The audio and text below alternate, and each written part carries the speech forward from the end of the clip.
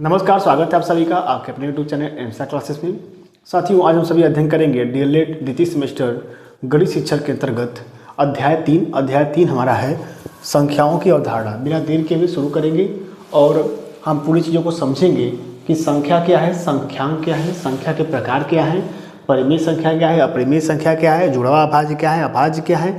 देखिए, अगर आपके डीएलएड की दृष्टि से देखा जाए तो सिर्फ आपको यहाँ से लेकर के आपको पढ़ना है कहाँ तक, यहाँ तक, और आपको ये दोनों पढ़ लेना है। लेकिन हमने इन दोनों के अलावा ये दो भी ऐड कर दिए हैं, क्योंकि हम कहते हैं कि जब पढ़ रहे हैं तो अच्छे से पढ़िए ताकि आपकी तैयारी भी आगे चलती रहे और आपको सारी चीज़ों का ज्ञान हो। ऐसा अधूरा ज्ञान खतरनाक होता है, एपीजे अब्दुल कलाम ने भी कहा था।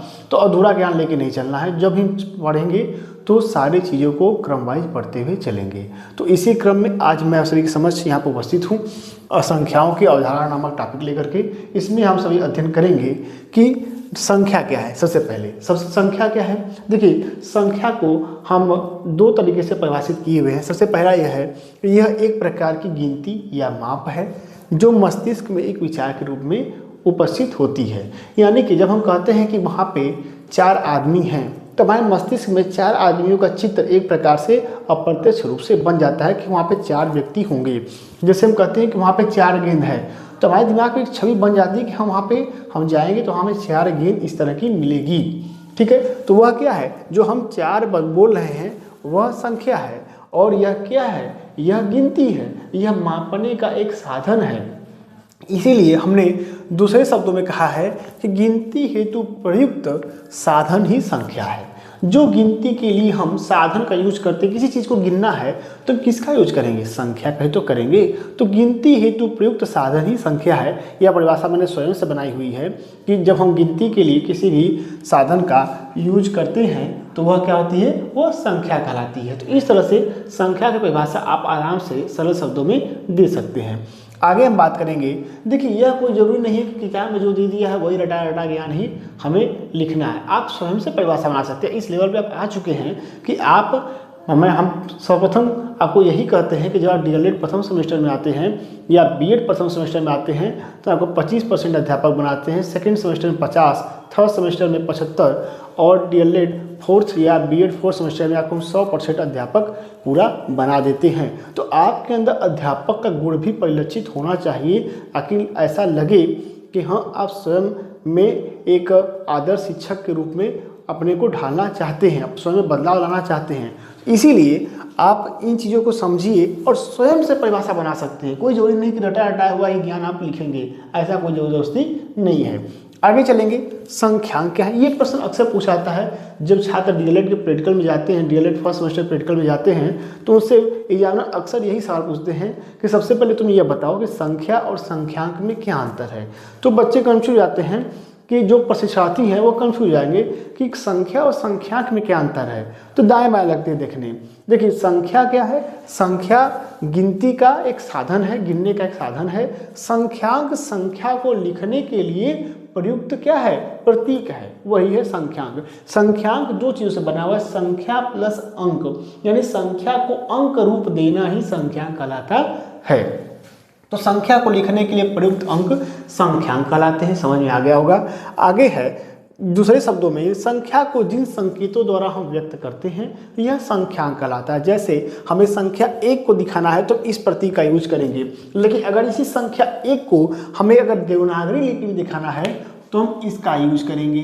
ठीक है, एक इसी तरह से लिखते हैं। ठीक है, अगर हमें 200 को दिखाना है तब इस तरह से यूज करेंगे। ठीक है, अगर हमें 1111 दिखाना है देवनागरी लिपि में तो इस तरह से हम लिखते हैं। ठीक है, तो यह हो गया देवनागरी लिपि में। अगर हमें मान लीजिए 9 लिखना है तो हमने यहाँ पर लिख दिया 9 और यहाँ पर लिख दिया 9 इस तरह से। ठीक है, ये हमारा 9 हो गया हिंदी वाला, देवनागरी वाला। अगर हमें रोमन में लिखना है तो जरूरी नहीं कि यही संख्यांक है। अगर हमें संख्या को रोमन भाषा में रोमन लिपि दिखाना है तो हम 9 किस तरह से लिखेंगे, 9 को लिखेंगे इस तरह से।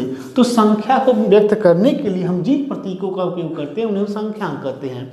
आगे चलेंगे। संख्या के प्रकार। संख्या के प्रकार बहुत सारे हैं लेकिन जो मुख्य हैं उसको हमने लिखा हुआ है। सबसे पहले है प्राकृत संख्या। तो जो गिनती के लिए संख्याएं यूज की जाती हैं उन्हें बोलते हैं प्राकृतिक संख्या। जैसे यह संख्या 1 से लेकर के अनंत तक चलती है, इसका कोई अंत नहीं है, करोड़ लाख 10 लाख खरब 10 खरब महापद्म तक चलती रहेगी, ठीक है। तो इसका कोई अंत नहीं है। गिनती के लिए जिन संख्याओं का यूज करते हैं उन्हें बोलते हैं प्राकृतिक संख्या। आगे है पूर्ण संख्या। जब इसी प्राकृतिक संख्या में हम शून्य को शामिल कर लेते हैं, यानी शून्य प्लस कौन, शून्य प्लस प्राकृत संख्या, शून्य प्लस प्राकृत संख्या, अगर यह हो गया यानी प्राकृत संख्या के साथ जब शून्य मिल जाता है तो पूर्ण संख्या हो जाती है। यानी पूर्ण संख्या का उदाहरण देना होगा आपको, तो क्या लिखेंगे, पूर्ण संख्या के उदाहरण देखिए, ध्यान देंगे यहाँ पे लिखेंगे प्राकृत संख्या, उदाहरण लिखते चलेंगे, ठीक है। प्राकृत संख्या, प्राकृत संख्या का उदाहरण क्या होगा, 1 2 5 7, ठीक है, इत्यादि। अब लिखते रहिए, मान लीजिए 7 में लिख के 700 कर लीजिए, ठीक है। पूर्ण संख्या क्या लिखेंगे, पूर्ण संख्या के उदाहरण अगर आपको लिखना है तो पूर्ण संख्या आप लिखेंगे 0 1 500, ठीक है, 1111 इत्यादि। लेकिन 0 को आप दिखाएंगे क्योंकि 0 ही पूर्ण संख्या में हीरो है, ठीक है। आगे चलेंगे, देखिए आगे हमारा क्या है, सम संख्या। सम संख्या क्या है, ऐसी संख्या, मैं परिभाषा बोल दे रहा हूँ, नोट डाउन आप कर लीजिएगा। ऐसी संख्या जो कि 2 से पूर्ण रूप से विभाज्य हो जाए उसे हम सम संख्या कहते हैं, जैसे 200 14 52 इत्यादि। यानी जिस संख्या के अंत में क्या हो, 0 2 4 6 और 8 हो, यह संख्याएं पक्का है कि क्या होंगी, यह संख्याएं सम संख्याएं होंगी, ठीक है। यानी जिन संख्या के अंत में 0, देखिए यहाँ 0 है, यहाँ पे 4 है 4 है, 2 है 2 है, तो यह पक्का है कि सम संख्या होगी। यह पहचानने का तरीका होता है, क्योंकि बच्चे कहते हैं सर कैसे पहचाने के 2 से कटेगी नहीं कटेगी, तो 2 से विभाज्यता का नियम यही होता है कि जिस संख्या के अंत में 0 2 4 6 8 हो वह संख्या सम संख्या होती है, वह संख्या 2 से कोई से विभाजित हो जाती है।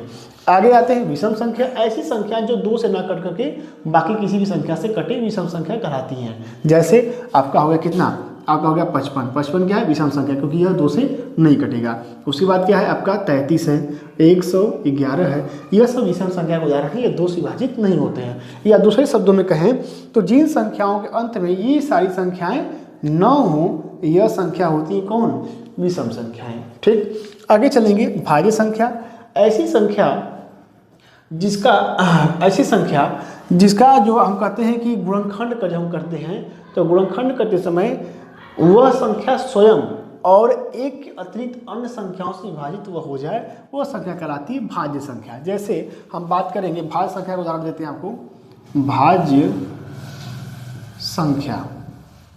अगर हम भाज्य संख्या उदाहरण दें तो जैसे देखिए आपका ये है 8, 8 क्या है, 8 आपका किससे किससे विभाजित हो सकता है। देखिए अब 8 का विभाजन किससे किससे होगा, सबसे पहले आपका होगा विभाजन 1 से होगा, ठीक है। उसके बाद 2 से कटेगा, 4 से कटेगा और 8 स्वयं 8 से कटेगा।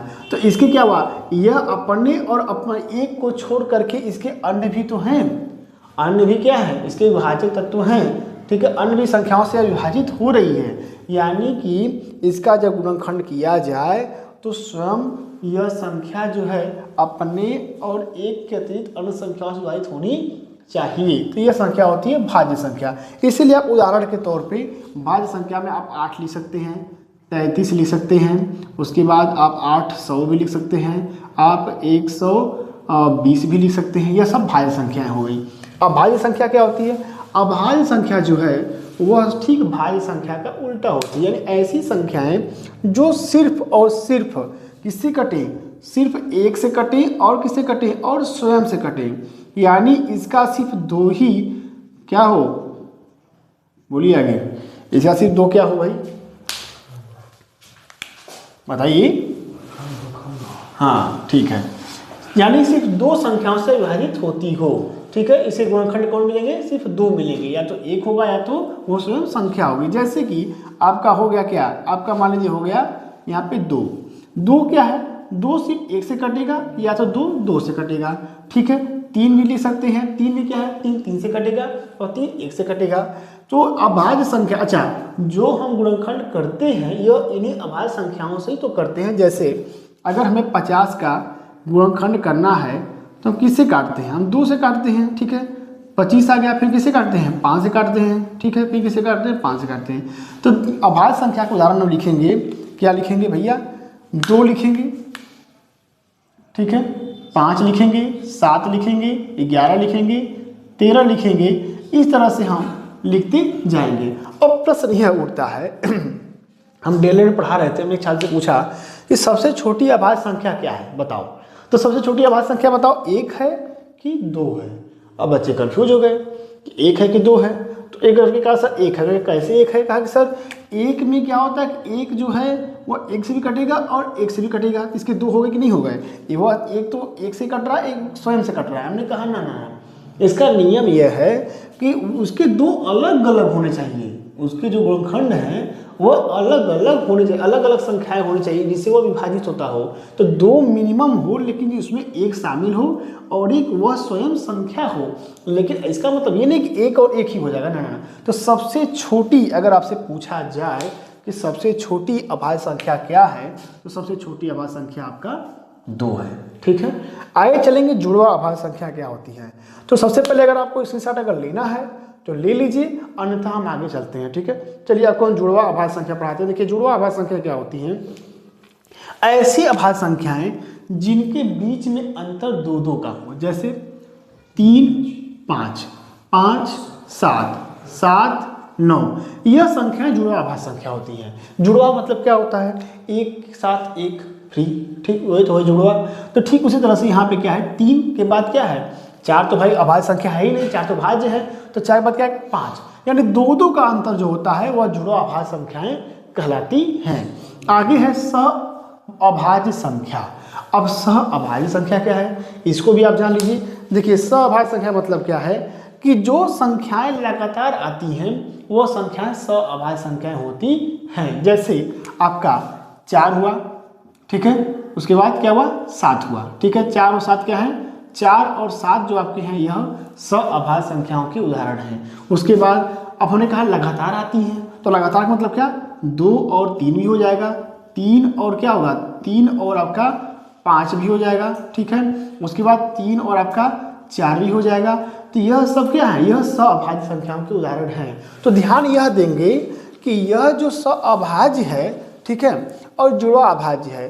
तो जुड़वा अभाज्य जो है वह सहअभाज्य हो सकता है, ठीक है। जुड़वा अभाज्य संख्याएं जो हैं वह सहअभाज्य संख्याएं हो सकती हैं, लेकिन सहअभाज्य संख्याएं जुड़वा अभाज्य संख्याएं नहीं हो सकती हैं। यानी यह इधर हो सकता है लेकिन यह इधर नहीं हो सकता है, समझ गए क्यों, क्योंकि जुड़वा अभाज्य संख्याएं जो है वह सहअभाज्य संख्या है, यह दोनों सहअभाज्य संख्याएं हैं, ठीक है। जैसे देखिए 3, 5 लिखा था, 3, 5 हमने यहाँ भी लिख दिया, लेकिन सहअभाज्य संख्या है तो ऐसा जोड़ने कि उनके बीच में 2-2 का ही गैप हो, वह लगातार भी हो सकता है। जैसे यहाँ 3 और 4, 3 और 5, 2 और 3, 3 और 4, ठीक है, 4 और 5, ठीक, यह सहअभाज्य संख्याओं के उदाहरण हैं। आगे चलेंगे तो देखिए परिमेय संख्या की बात करेंगे। परिमेय संख्या में क्या होता है कि ऐसी संख्याएं जिनको हम P/Q के रूप में हम व्यक्त कर सकते हैं, P/Q के रूप में हम जिन संख्याओं को व्यक्त कर सकते हैं उन्हें परिमेय संख्या कहते हैं। यहाँ Q के मान जो है वह 0 नहीं होना चाहिए, जहाँ पे Q की वैल्यू 0 नहीं होनी चाहिए। मतलब क्या, मतलब ये कि जैसे 5/7, तो यहाँ P और Q क्या है, P और Q पूर्णांक हैं, यानी Q की जगह आप 0 नहीं कर सकते। आप यह नहीं कर सकते कि 5/0 एक परिमेय संख्या है, ना ना ना। क्यों, क्योंकि Q का मान जो है नीचे जो Q है, जो Q मतलब अंक है, उसका मान 0 नहीं होना चाहिए। तो ऐसी संख्याएं जिनको हम P/Q यानी कि 2 क्या हो, 2 प्राकृतिक संख्याएं हों उनके रूप में दर्शा सकते हैं, उन्हें परिमेय संख्या कहते हैं। सीधी सीधी बात है कि ऐसी संख्या जिसको हम P/Q के रूप में दिखा सकते हैं जहाँ Q बराबर 0 न हो, आगे की लाइन जोड़ेंगे, जहाँ Q बराबर 0 न हो तो उसे हम परिमेय संख्या कहते हैं। नहीं तो जानवर 1 नंबर देगा, अगर यहाँ Q बराबर 0 नहीं हो लिखेंगे तो 2 नंबर देगा, ठीक। अपरिमेय संख्या ठीक इसका उल्टा है, ऐसी संख्याएं जिनको हम Q/P या P/Q या A/P के रूप में नहीं दिखा सकते उनको हम अपरिमेय संख्या कहते हैं। जैसे क्या है, जैसे आपका हो गया कड़ी में 5, अब इसको तो नहीं दिखा सकते हम क्योंकि यह अपरिमेय संख्या है, ठीक है। तो यह हो गया आपका परिमेय अपरिमेय का अंतर। तो जरूरी नहीं कड़ी 5 ही है, कई सारी चीज़ें हो सकती है, 3 कड़ी में 3 भी हो सकता है, ठीक है, कई सारे उदाहरण हैं, ठीक। तो यह उम्मीद करता हूँ कि आपको समझ में आया होगा। अब एक चीज़ और छूट जाता है, एक और है जो कि आपके डीएलएड का तो नहीं है, लेकिन समझा देता हूँ। समझाने में क्या जाता है, ठीक है। तो सबसे पहले इसी संख्या और अपरिमेय संख्या की, तो देखिए दो अपरिमेय संख्याओं का, कहाँ गया ये, हाँ, दो अपरिमेय संख्याओं का जो योग होता है वह सदैव, रूल नंबर लिखते रहिएगा अपने कॉपी पे। दो अपरिमेय यानी अपरिमेय मतलब ये दो अपरिमेय संख्याओं का योग सदैव क्या होता है, अपरिमेय संख्या ही होती है। अब बताइए इसका आंसर क्या आएगा पांडे जी, क्या आएगा इसका आंसर, 2 करीब 5 आएगा, ठीक है, समझ रहे हैं इसका मतलब आप। चलिए पढ़ते रहिए, सब समझ में आएगा धीरे धीरे। तो देखिए दो अपरिमेय संख्याओं का योग क्या हुआ, 2 करीब 5 है, यह भी क्या है, यह भी एक अपरिमेय संख्या ही है, ठीक। आगे, दो अपरिमेय संख्याओं का गुणा, दो अपरिमेय संख्याओं का गुणा क्या होगा, एक परिमेय संख्या होगी। कहेंगे सर कहाँ अपरिमेय संख्या हुई, ये तो कड़ी में ही आ गई। तो करीब 25 का मान क्या होता है, करीब 25 का मान होता है 5। तो दो अपरिमेय संख्याओं का गुणा एक परिमेय संख्या होती है। परिमेय संख्या मतलब ये, अच्छा ये जरूरी नहीं है कि ये बटा में होगा तभी परिमेय संख्या होगा, ना। इसका एक उदाहरण यह भी है, यह तो नहीं उदाहरण है, इसका उदाहरण यह भी है, इसका उदाहरण यह भी है, ठीक है। यह भी परिमेय संख्या है, 5 7 ये भी परिमेय संख्या है, ठीक। जरूरी कि बटा में होगा तभी परिमेय संख्या होगी, क्यों, क्योंकि 5 के बटा में भी तो 1 छिपा है, 7 के बटा में भी तो 1 छिपा है, इसलिए अभी परिमेय संख्या ही है, ठीक। तो ये हो गया 5। आगे आएंगे, दो अपरिमेय संख्याओं का जो घटाना है वह क्या होगा, वह भी एक परिमेय संख्या नहीं होगी, वह एक अपरिमेय संख्या ही होगी। जैसे 3 कड़ी में 5 माइनस कड़ी में 5, तो क्या आया, 2 कड़ी में 5, ठीक। आगे चलेंगे, चौथा, तो भाग का तो यहाँ सवाल ही नहीं उठता है, ठीक है, भाग का यहाँ क्वेश्चन उठता ही नहीं है। तो यही चीज़ है कि दो परिमेय, अच्छा आगे चलेंगे, दो परिमेय संख्याओं का गुणा, भाग और जोड़ घटाव, यह सब परिमेय संख्या ही होता है, ठीक है। तो उम्मीद करता हूँ कि आपको यह चीज़ें समझ में आई होंगी, ठीक है। अगर कहेंगे सर परिमेय और अपरिमेय का गुणाभाग बता दीजिए, तो वह भी देख लेते हैं। देखिए आगे देखेंगे, एक अपरिमेय और एक परिमेय, ठीक है, एक अपरिमेय और एक परिमेय, एक अपरिमेय यह हो गई और एक अपरिमेय यह हो गई। देखिए एक परिमेय और एक अपरिमेय संख्याओं का जो गुणनफल है वह सदैव एक अपरिमेय ही संख्या होगी, ठीक है। एक परिमेय और एक अपरिमेय संख्याओं का गुणा सदैव क्या होगी, अपरिमेय संख्या होगी, ठीक है, समझ में आया। आगे चलें, ठीक है। इसी तरह से आप करके आगे भी समझ सकते हैं। रूल नंबर 4 हो गया ये। तो उम्मीद करता हूँ कि आपको यह जो आपका संख्याओं की अवधारणा नामक चैप्टर है, चैप्टर नंबर 3, इसको हमने एक क्लास में, एक लेक्चर में ख़त्म कर दिया, और उम्मीद है कि आपको यह पूरा अच्छे तरीके से समझ में आया होगा। जो चीज़ें ना समझ में आए कमेंट करके पूछ सकते हैं, सदैव आपके लिए तत्पर हैं। और फिर से कह रहा हूँ, हमें अच्छा नहीं लग रहा है कहते हुए, लेकिन आप हमारे चैनल को शेयर करें अपने साथियों, चूँकि डीएलएड की परीक्षा की डेट भी आ चुकी है, तो आपको यह परीक्षा की तैयारी कराने में हमारा चैनल बहुत ही मील का पत्थर साबित होगा। इसी के साथ मैं नितीश मिश्रा आप सभी से विदा लेता हूँ। धन्यवाद।